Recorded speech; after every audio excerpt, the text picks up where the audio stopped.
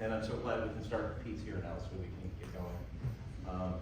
You know, at a conference that I ran once, my first time at PMSA, I was helping to facilitate this conference. I had the speakers move to the back of the room. So now the back is the front. And you should have seen the faces from the people in the back. Like, oh shit, now I'm in the front of the room. But the good news is with JP, you never have to worry about being in the back or the front. You can hear him. So for those of you who don't know JP, you haven't been to enough PMSAs, all right? So, yeah, or any. Any Good job, Craig. That was your joke. That's your joke, I like that. So I've had the pleasure of knowing JP for a while, we all have, I think, and very smart man. He also, fun facts, he does trapeze and unicycle. I've never known anybody that does a unicycle. So you still doing that? Yeah. Okay. Yeah. But At the same time? At the same time. He also has a very genetically gifted family. His son is at Stanford, Harvard, PhD in physics, and he's a physics guy. Can you imagine their dinner conversation? That must be fun. JP runs Baser Consulting, has some really neat products. I gave him a free, endorsement yesterday on the X-ray. Okay, remember that? I said, if you don't want to do tokenization, talk to JP. Remember? So I don't always insult you. So and then his counterpart is Shunmugam. Yes. Okay, thank you. I know I would get it eventually. But part of Baser as well, and they're both Chicago-based. But they are willing and ready to travel and talk to you guys at your locations. And JP's got a degree also from INSEAD, right? And then Shunmugam is Ohio State. Yeah. So Your voice. he's more of a Midwest guy. Look at him well. You can't tell. So anyway, they're going to talk about the larger picture of what your data source portrays. So, gentlemen, I'm going to give you the floor and stop talking. Thank you so much. Thank you, Scott. Thank you very much, Scott. Thank you.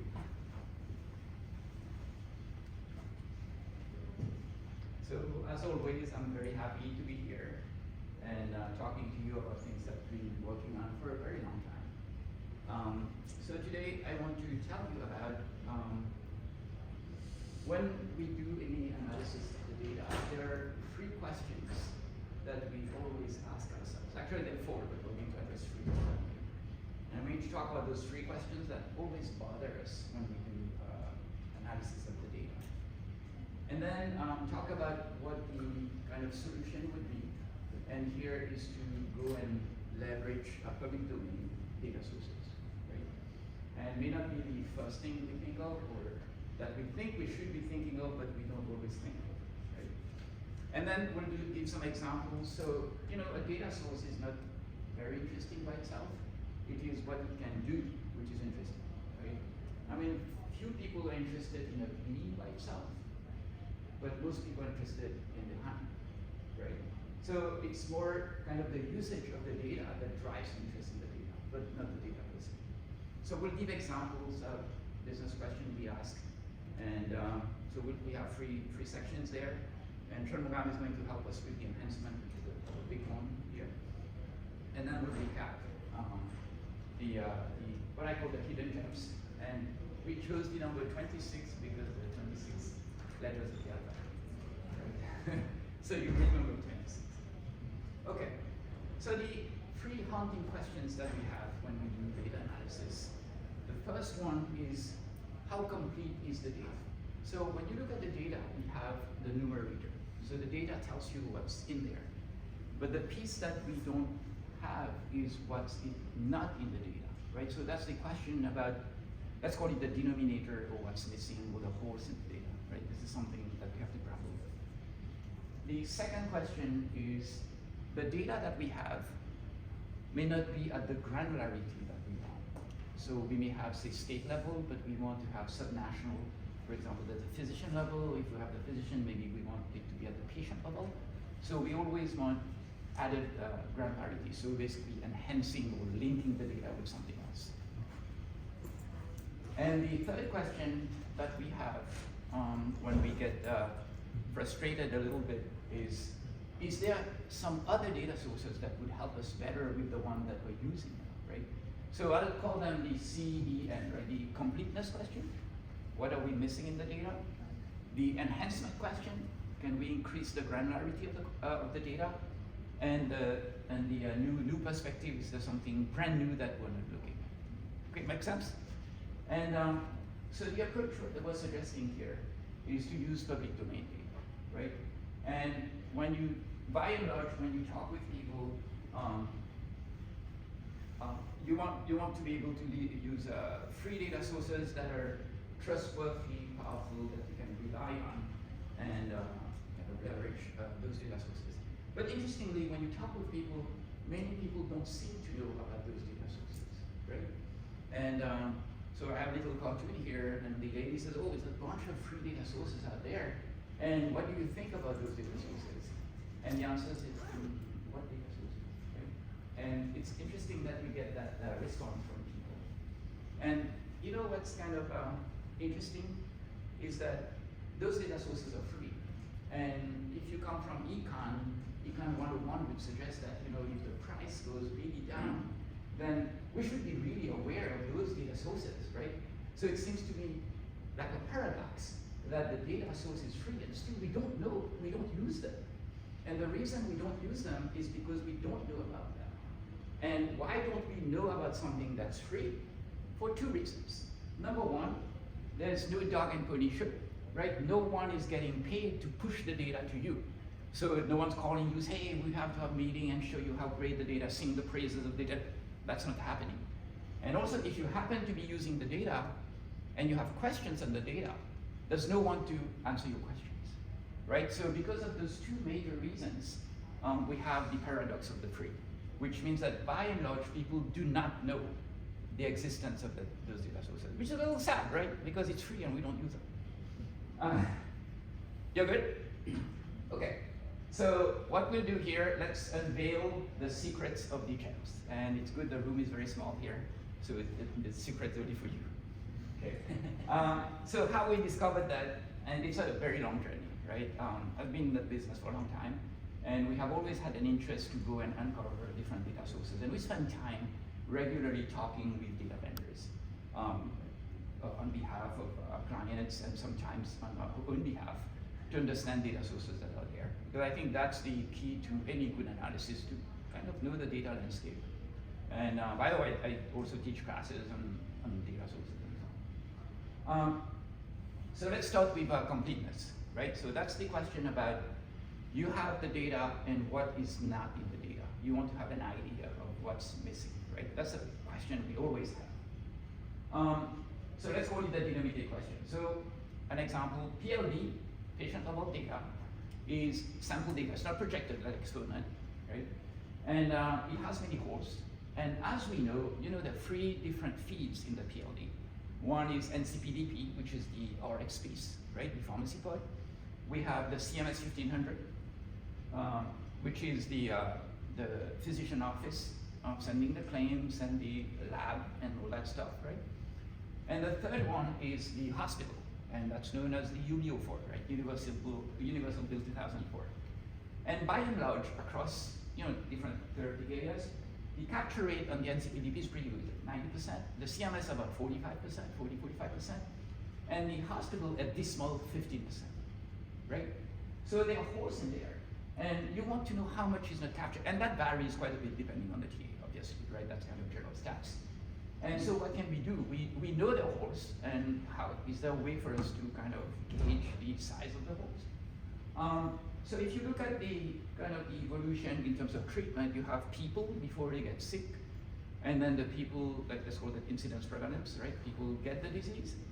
And there's a difference between having the disease and being diagnosed with the disease, because you need to go to see a doctor or go to the hospital or something, right? Then you get the diagnosed, and then you get the treated, right? So you have the funnel, typical IP funnel that you see here. And I'm going to say a few words about the people, right? And then about the prevalence. And so let's take a fun place where a lot of things are happening, which is in the cancer space, right? And then I'll say a few words about the treated and the state Medicaid. State Medicaid is interesting because a few years ago, if you wanted to get state Medicaid data, you had to go to individual state, and at the time, if I remember correctly, there would be something like 8 states where you cannot get the data. And today we get the data on all 50 states, one-stop shop, right? So this kind of good news. So let's go to the US American Community Survey. So it is basically detailed socioeconomic data on the population and housing, right? You have multiple levels of geography. So starting at the nation level, right? So this is the whole US. It goes down at the state, and then it goes at the county. There's about 3,142 counties in the country. And then it would go to places a mix of cities, towns, villages, and so on. And then you have something called the zip code tabulation area. You're familiar with that? It's almost like the zip code, but it's less like it's more, I would say, solid in the sense that it changed less with the postal office, right? So some zip codes do not have a CTCA, so it's kind of more interesting in terms of tracking behavior as opposed to posting it and that kind of stuff, right? But for practical purposes, you can kind of take them to be synonymous. And then it goes down to MSA, and then census tract. There's about 50,000 census tracts in the country, right? It goes below that to the block groups, about 200,000 block groups, and even below to the actual block, which is about 11.1 million blocks in the country, right? So this is pretty cool because you have data, social data, economic data, housing, and demographics, right? And let me give you an example here. So there are 56 variables, right? So starting with population by sex, the age, median age, and it goes on like this, poverty, and so on. And this is absolutely free, right? So the reason you're not using it is your ignorance, right? Which is interesting. Yeah. So if we just kind of give you a sense of what, if you go there and play with it, what you'll find. If you look at the private health insurance, this is the kind of data you'll get. So we prepared a little table here. You can see people with private insurance, without private insurance, broken by male, female, broken out by age, that kind of stuff. And this is just for one county. And we have this for more than 3,000 counties. Absolutely free, right? So this is a cool data source.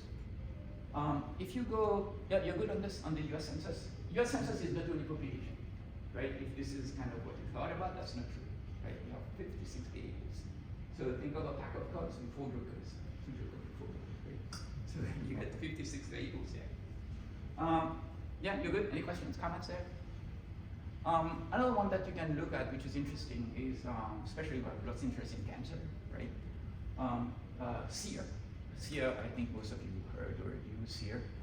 SEER is at the national level, but SEER is not the only data source you can use, right? You have SEER, you have NCI, ACS, USCS, and then there's some dedicated websites that focus on certain diseases, right? For example, there's Leukemia Lymphoma Society, and you've got good stats and some data as well. And then interestingly, we found that if you go to cancer.gov, or you got, both of them exist by the way, cancer.gov and cancer.org, they basically pool data from SEER, NCI, and ACS. So when you type on the website, you go, and then they basically bring you that. So we're not really counting cancer.org, so we're really looking at the other 5 guys there. So I'll give you a quick sense. So the SEER data would give you the registries, kind of data they get from the registries. It covers about half of the population of the country, right? That's it at the national level.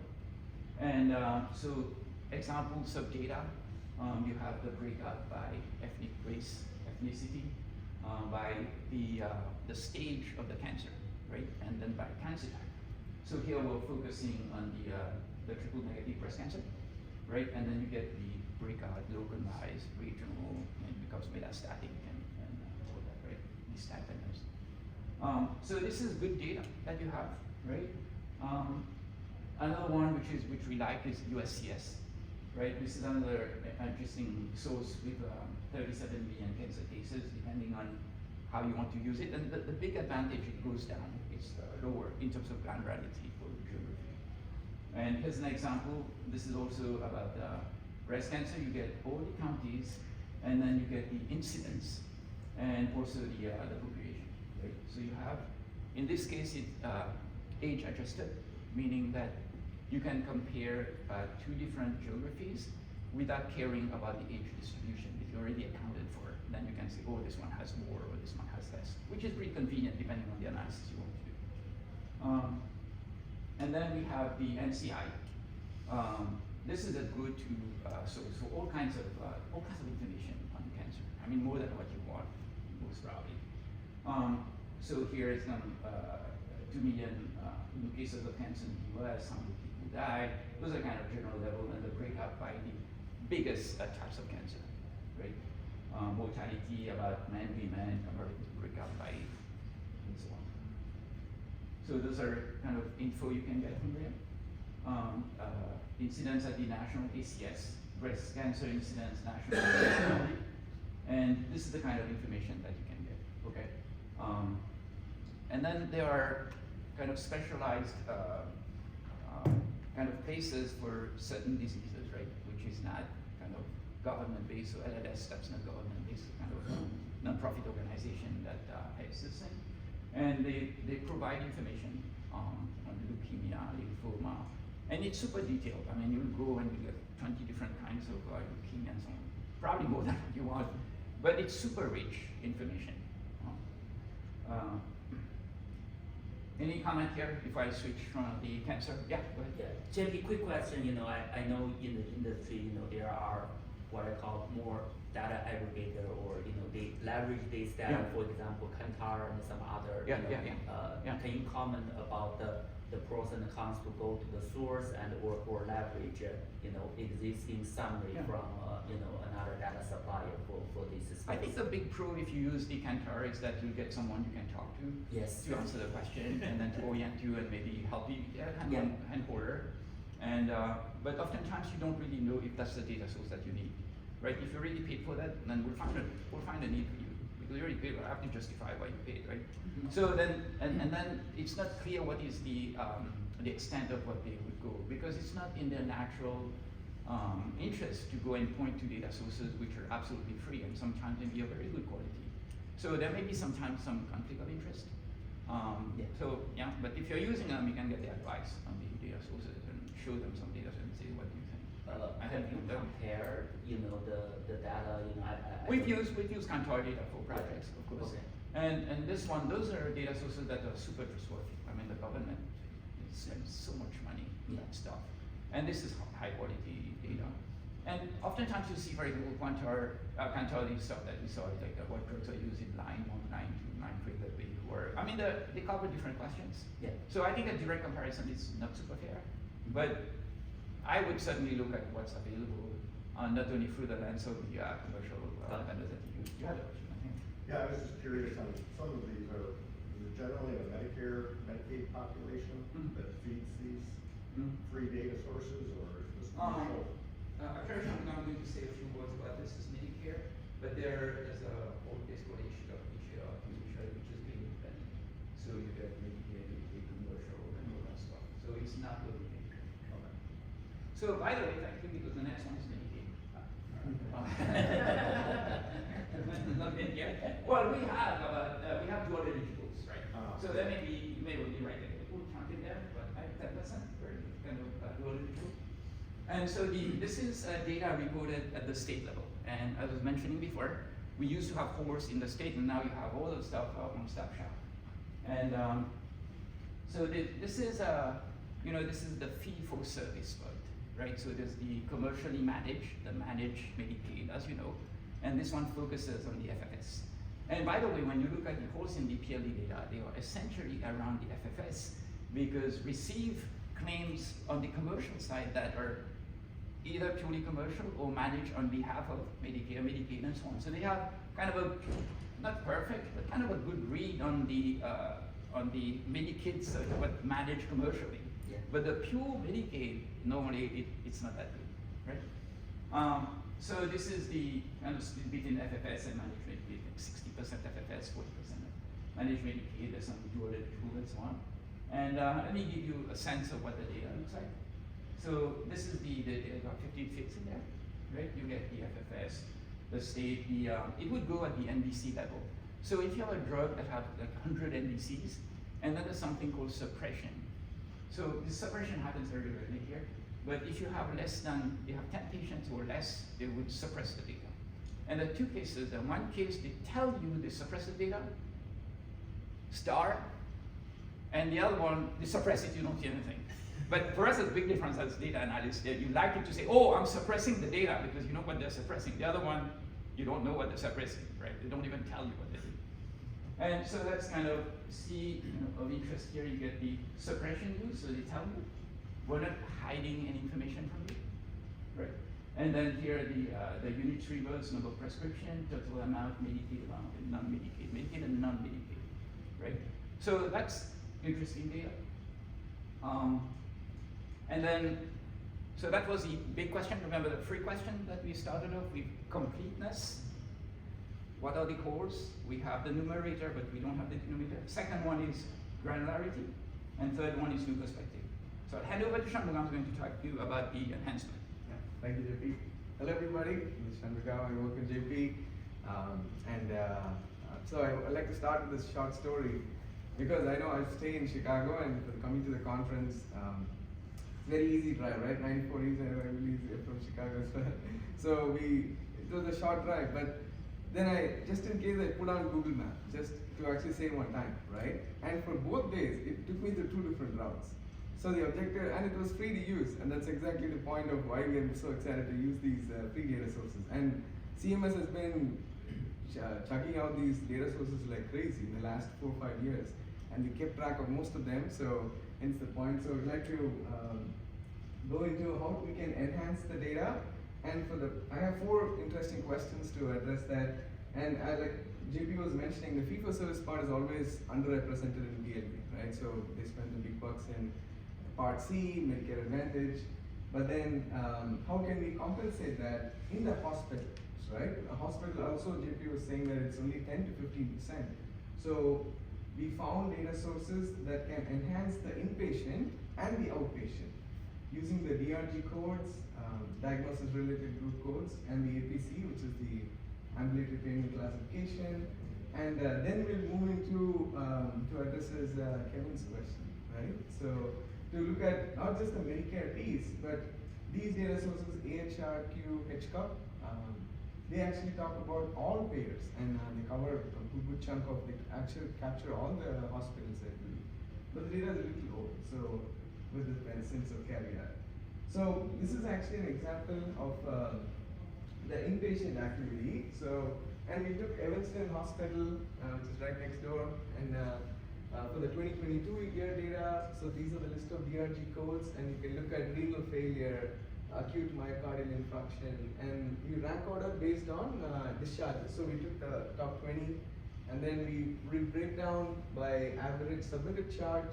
So if you wanted to take a look at the total volume, you can multiply, right? Very simple.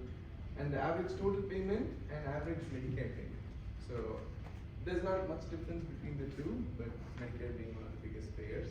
So, and then we take a look at the hospital outpatient, which is the APC codes. The structure is a little different. I'll point out, we took the same hospital, but the year also is 2022. And there we saw discharges, right? So here we have beneficiaries and services. And we have submitted charge, Medicare allowed amount. They don't have total payment, but Medicare payment. So, yeah, so then I'll kind of move on. So now we're kind of zooming out of the hospital space into all payers, right? Actually, from the Medicare to all payers. So AHRQ has 4 different main data sets. They have 7 in total, but some of them are in portal, so we took a look at the top 4, which actually came to our list. And then they drill down from the nation to the state and to further below, like emergency department. But all 3 of them have different cuts of data. They have for all stays, hospital, and then they have diagnosis and procedure. So hope I'm not confusing, but there's a lot of options, but we just took a few to kind of highlight what all variables they have access, they publish. So within the National Inpatient Sample, we call it the NIS, they beautifully categorized into ENT, right, and then female reproductive system, GIS, urinary, and then lymphoma, hepatitis related, and they give the number of discharges. And this is actually a list of like 191 procedures, sorry. And we just took the top 35, and then we go into the state. So we go one level deeper from the national to the state. And here we looked at all states. Instead of just diagnosis and procedure, if you take all states, then we can see the expected payer as well. Whereas Keith's question on they break down Medicare, Medicaid at each state level. So we wish this a little more deeper, but nevertheless it was good. And we go into the kids population. So anyone below 21 years or younger, where there are registries who submit this to AHRQ, and the number of states rose from 22 to 48, which is actually the most recent set. I know 2021 is the most recent set. This is a little dated compared to the other two. I think they updated a little slower. But here we saw diagnosis, we saw payer, now we're seeing we saw procedures, and then we saw expected payer, and then now it's diagnosis. They have like 402 diagnoses, so this adds some, oh yeah, go ahead. One question I've got, so let's Sure. say, for example, you have a list of either procedure codes of interest or ICD-10 codes of interest, and you want to query this to see, hey, what's this hospital building, right? So this teaching institution or whatever it is. So if I had that list, I could link up to these tables and find that out. Yeah, actually that's a good question. And so we'll have to do the mapping ourselves, Scott. We can't input ICD, but based on the ICD classification, we can actually, they have refined it. So there's two levels too. So within the diagnosis, but yeah, you can combine and take the ICD and then map it to specific disease state. Yeah, with diagnosis and procedure. Okay. Right. So there's something called the on the DRG. There's a bridge that matches the DRG to what we call the MDC, the major diagnosis code that maps into the ICD code.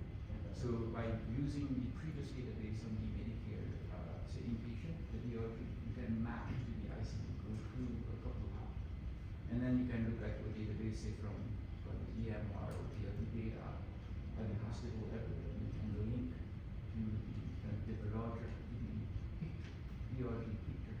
In addition, there's always two things, right? There's a profile and how many beds you have, and that kind of stuff. There's the ownership and teaching, Well, I'm looking for this treatment that I'm interested in. Yeah, so Like- let me give you an example, Scott. So but if the you take, answer is yes. Yeah. if you take prostate cancer, right? So I would actually start from here, which is the male reproductive system, right? I think there might be drill downs here. Yeah, that's how I kind of, if there's another disease state, you can zoom in on those particular. Then the other one we could use is the other part A, the one that we talked about. You have Oh. directly the list with the DRG codes, and you can link it with the Right, other MDC. right. That's Yeah. what I'm saying. That's easier too. Yeah, good point. Yes. So you guys ever use Dartmouth Atlas? Hmm? The Dartmouth? Yeah. database? Yeah. Okay, I wasn't sure. Right, so the kids I know, this is for diagnosis, they have the aggregate hospital charges for 402 diagnoses and 191 procedures. And emergency data, this is the ER visit, so which is even better. So in the ER visits, they classify into two groups. One is treat and release, which is same day and then release it, so that will be an outpatient. But if the ER visit leads to a hospital admission, then they track it as well. So those are the two different cuts. And we can look at the patient population, how they break out by race and ethnicity, and have the estimate and also the confidence interval. So, and this is available for all of them, all states. Just showed Illinois. Any questions in this data set? Okay. Yeah, or I'll take them in the end too. So now we actually go into, okay, we looked at hospitals, so is there a possibility to go deeper into physician level, right? And the answer is yes. With there are two different, I think these are the biggest data sets, maybe outside of FDA drug book. But yeah, so the part B and D, they updated really well, and the part B actually captures the fee-for-service part within the Medicare patients, and the part D, just the PDPPs. So they don't track the Medicare Advantage. And within the part D, every 1 person in 4 that are Medicare patients actually don't have any drug coverage, which is the 77% actually of the Medicare beneficiaries have the PDP program. So, and then we'll go through the part D. Yeah, so in terms of time, I'll kind of make it fast. So, yeah, and this is synopsis. Let's go to the example directly. So here's a physician, and then we have the HCPCS code, and we listed out the top HCPCS code as well. And the part D is similar, but for RXs, right? So, and the most recent data that's available is 2022. So here's a list of the field names, and you can see the drug name. They don't have NDC, but just the drug names, the claims, and the number of fills they supply. So these are the list of drugs, the top 20. So 20 is this physician specialty. I'll skip this part since we have just 5 minutes. Okay, so the KO identification. I have a question now. Sure. Positional data? Yeah. Are there any limitations to how you use that data? I'll cover that later. I have a couple seconds. Okay. Right. Yeah. Thank you. Thank you. So, in terms of KO identification, we actually can use these data sets, referral data set and ExpertScape. So, referral actually is a very simple data set from an NPI to an NPI. And the interesting part is you can use the NPI. It doesn't mean just physicians. It could be dialysis centers, infusion clinics, right? So you can dotted line make the connection between physician to what practices or what infusion centers is having relation with, and ExpertScape. This is actually a new one that we found. Thanks, shout out to Melis who actually found this in our team. And she found that how the ExpertScape actually pulls in data from PubMed for the last 10 years, and then lists out based on the any therapy lung neoplasm experts, and we can look at these guys who might be the potential PIs for running trials. We are actually helping a client with a project on that. And if you pick a specific doctor and see what affiliation he's been connected with, right? This particular Rafael Rosell actually started in 2015 from University of Nebraska, and then he had a bunch of miscellaneous institutions. And then in Pittsburgh, I know Allegheny is in Pittsburgh. So that's how, I think it's a good timeline that actually shows the affiliation now. The final question for this section would be the lookalike models. So we're always trying to actually combine PLD at the physician level using tokenization, right? So we thought it was a little expensive, but this one actually combines it at the geographical level. And we feel it's you'll save a lot of money, and it's easy to run based on geography. I know it might not be as accurate as the patient level matching.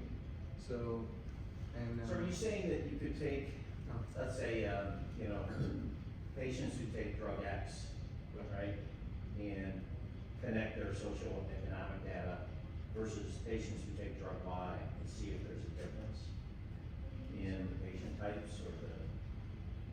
Right, so we'll connect them at the geographical level, right, Scott? So we'll see, okay, if there's a lot of prescription in the cancer belt, then is there a geographical bias to it? And we can tap into a little more granular, but I would say granular, but more geographical level. But it won't be a one-to-one mapping. So yeah, we can go the county, census tract, block, yeah, so even much deeper if need be. So yeah, so the SDOH, I know I'll go quickly. So not just the government, even the universities actually release these data where they track the policies to health factors and outcome. and this is a sample data we took for Cook County, and the level of detail is amazing, right? So, and this is actually, we started with the biggest one. I think this had 83 variables, but we just listed a few.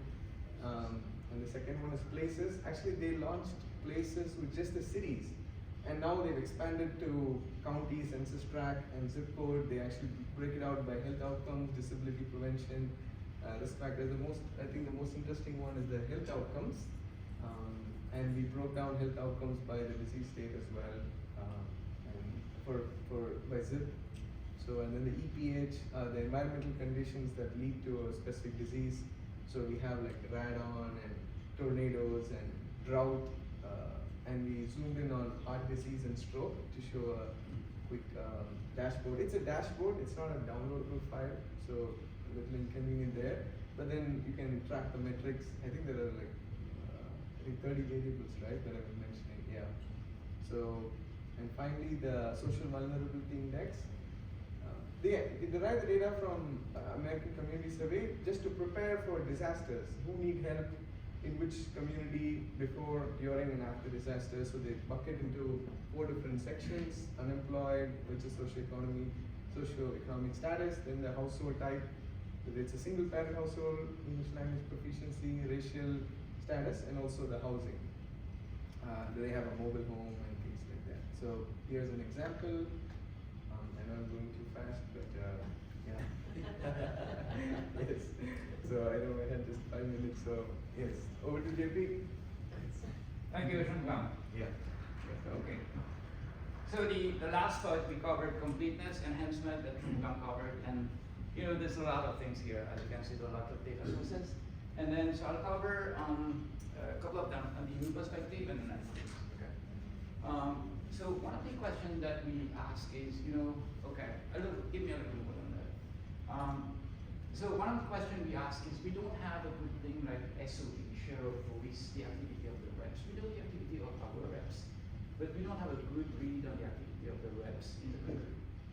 And so one thing that you can do is to use Sunshine Act. And oftentimes when the reps is a doctor, you pay for the pizza.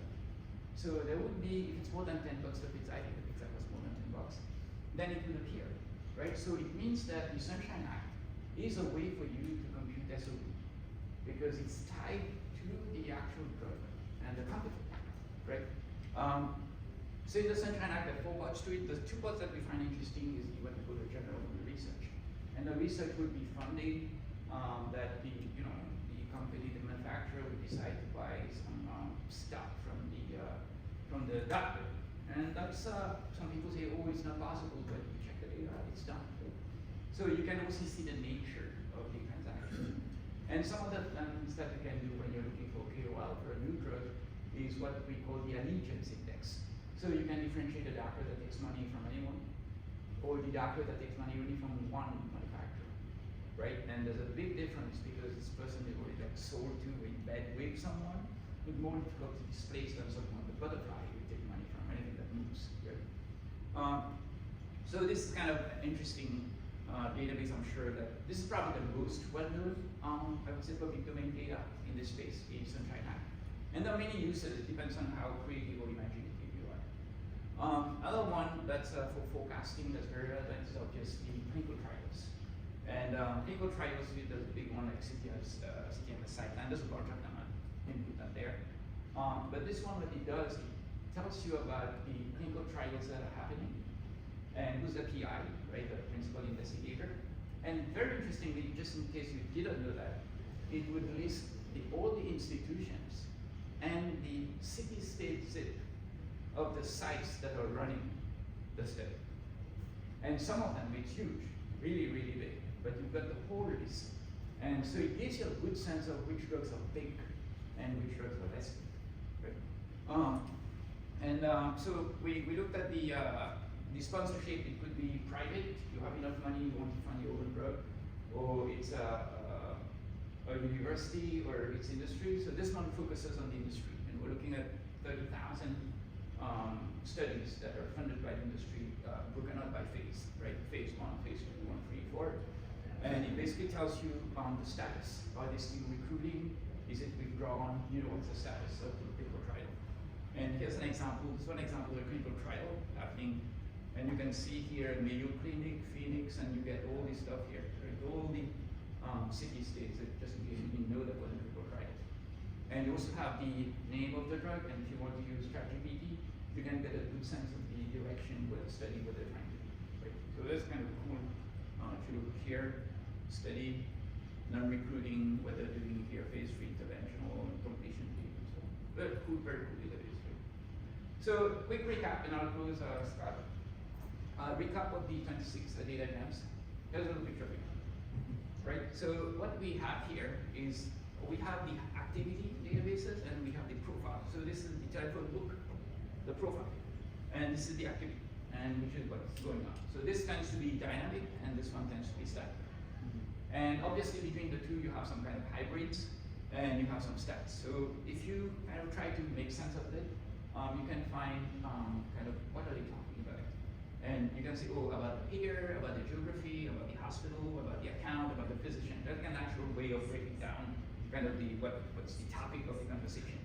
So if you look at the payer, the geography, we have what Shanmugam covered at the state level. I covered the state levels, Medicaid drugs, and those are at the hospital level, and at the physician level, the Medicare. So it's the actual name NPI of the physician, right? I mean, you have B, D referrals, clinical trials. You have Sunshine Act here. You have the cancer stats that we talked about. Formulary payer, we didn't talk about that. I've got a few that are white, and those guys, we didn't need to use them with 7 questions that we just answered here. But they're super relevant if you want to do payer analytics. You want to do anything that has to do with affiliation, hospital affiliation, group practice affiliation, dotted line affiliation, between the injection, infusion center, the doctor, all kinds of stuff that you do, right? So they come in super handy, Yeah, right? shout out to CareSite actually for talking to CMS and releasing the referral data. Yeah. So, and the hospital directory. So the 7 questions, those are the questions, just a recap of the questions that we covered. And take home message for you, Karen, I haven't forgotten you. Completeness enhancement are the 3 concerns that we always have when we do analysis. Many are in the public domain, and we have what we call the paradox of the free, right? Kind of Econ 101, surprise. And the kind of challenges that we have, that's for you, Karen. First one is the data kind of dated. Some of them were like 2022. Okay, so if you're launching a product that may not be the best way to enhance your data, you need to understand that this is data. But then you cannot complain too much, this is free. The second one is the business of suppression. So when you look at the denominator, you need to understand that the denominator may be missing something itself. And one thing that you want to appraise is what is missing in your yardstick that you're measuring, right? And Shanmugam didn't cover it, but he has a slide that shows some tricks that we developed to estimate how much we're missing. Because if they tell you 10 patients or less, and you have a bunch of records, so you can put an upper bound on it by multiplying the number of records with 10. And then you can take an average, say you go like 5. You can put like a realistic bound on how much you're missing. And so it gives you, the ruler says like this, but you do it maybe between here and here. So your denominator is not too bad, right? And then the other thing that's happening is that you have changes in formatting and availability. And it's something that changes all the time, right? The format change and Sunshine Act became available in 2014 based on 2012 data. Before that, it didn't exist, right? You have reference data used to be available in CMS, and now you have to go through CareSite, Mr. Pop, to get that kind of data, or you have some other routes to do that. Physician affiliation, now they split the physician affiliation into affiliation to group practice and affiliation to a hospital. And there are kind of caveats in data that you need to be wary of. So our recommendation is, keep on digging, and don't forget that you may be looking at the diamond in the rough. So you may have to polish the diamond a little bit before. So this is kind of a chart that we found very helpful. It's the HHS, and it has a different departments of the HHS, and you can get data from things like HRSA, CMS, CDC, FDA, and so on. Interestingly, there's one that's not in there. Can you guess which one is not there? price transparency. Huh? The price transparency. Yeah, and what else? DEA. DEA is not there. That the Department of Justice. But anyways, that's a very good place to, if you want to dig. And we've been digging, and here's our chief digger. And I think it's very helpful for us to know about things that are available to us. And because of the paradox of the free, we don't know about it. With that, any question? Is there any reason why you didn't include the price transparency data that's coming out? What's that? Is there any reason why you didn't include the price transparency? Yeah, so it has to do with the 7th question that we led with. So should we have an 8th question about the pricing and why already, you know, the 10 drugs that are, and the price going to decrease as of 2025, the 10 selected drugs, Medicare drugs, as you know, right? So had we included and talk about, you know, the changes in the stuff, the Medicare design and all that stuff, right? But we didn't want to overwhelm the stuff, so we thought that those 7 questions were the most natural question that anyone would have, and that's okay. Anything you can? Yes, sir. Shanmugan, you said that CMS released its affiliation data. Tell me Yes. more about that. Yeah, I'd love to. So, yes. So initially, it used to be a combined data set, right? And both hospital affiliation and group practice. Now they separated into two. One is called a facility affiliation, where they have the entry of the physician, and then they have the hospital, dialysis center, all the types, right? Inpatient rehab, I think home hospice and nursing home, right? Home health, right? So that's one style, and the other one that they still own is that it's called a physician compare, where they have the physician name and then they list all the group practice that they're affiliated to, and also how many people are within that group practice. It's insane, right? Yeah. Because you're used to buying one key, so you don't know about that. And can anyone take a guess how often? they update it? HCOS data. How often do they update it? Do you guys know? Every 2 weeks. Okay. The last one was launched, I think updated September 28th. It's like wow. Yeah. So cool, right? Those are things that you don't know. Yeah. Okay, guys, thank you. Thank you.